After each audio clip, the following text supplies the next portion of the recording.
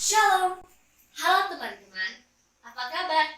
Semoga damai dan kasih dari Tuhan selalu beserta kita.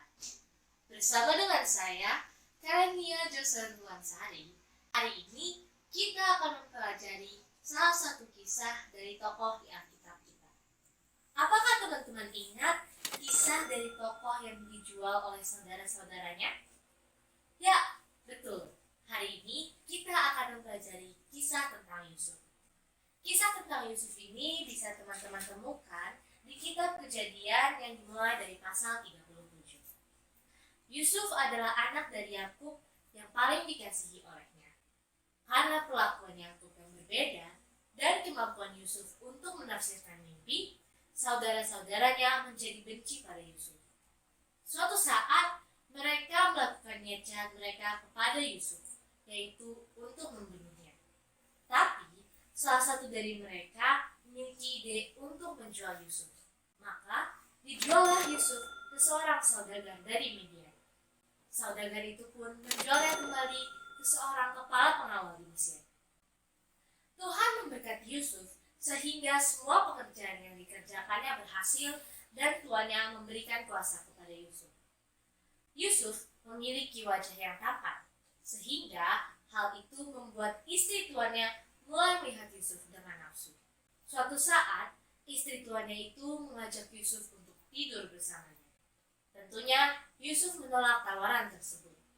Tapi, suatu saat, istri tuannya itu memfitnah Yusuf, seakan-akan ialah yang mengajak istri tuannya tidur bersama dengannya. Tuannya pun marah dan memenjarakan Yusuf di penjara pengawal raja. Di situ, ia bertemu dengan juru roti dan juru minuman. Ia pun menafsirkan mimpi mereka berdua, dan terjadilah seperti yang dikatakan Yusuf. Juru roti itu digantung kepalanya, sementara juru minuman itu dikembalikan ke posisinya.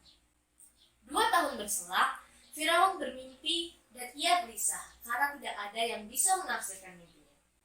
Juru minuman itu teringat dengan Yusuf dan menceritakannya kepada Firaun. Maka dipanggillah Yusuf menghadap kepada Firaun. Firaun bercerita di mimpinya, ia melihat 7 lembu yang tumbuh dan bagus badannya sedang memakan rumput di tepi sungainya.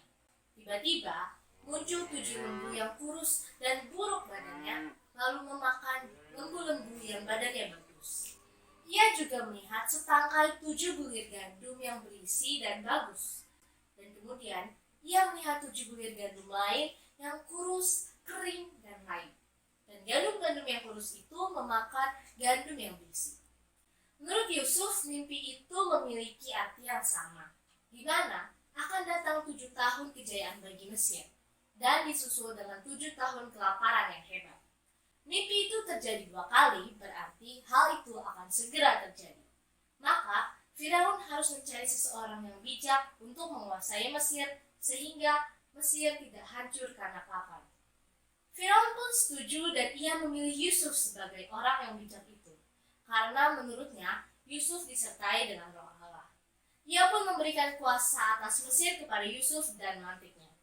Selama 7 tahun Yusuf berkeliling dan mengumpulkan gandum ke seluruh Mesir sehingga gandum itu tak terhitung lagi jumlahnya. Kelaparan yang hebat pun datang di seluruh bumi. Orang-orang dari luar Mesir pun berdatangan untuk membeli roti pada Yusuf. Dan orang-orang itu termasuk saudara-saudara Yusuf dari tanah Kanaan. Ketika mereka sampai ke hadapan Yusuf, Yusuf mengenali saudara-saudaranya itu. Tapi ia berpura-pura tidak mengenal mereka dan bahkan membentak lalu menahan mereka dengan alasan saudara-saudaranya itu dianggap sebagai pengintar. Yusuf pun mengatakan mereka boleh pergi, dengan syarat salah satu dari mereka harus tinggal dan ketika kembali mereka harus membawa adik bungsu mereka yang bernama Benyamin. Maka tinggallah Simeon dan saudara-saudari Yusuf kembali dan menceritakan semuanya kepada ayahnya. Kemudian mereka bersama Benyamin kembali ke Mesir dan Yusuf yang melihat Benyamin menyiapkan jamuan bagi mereka.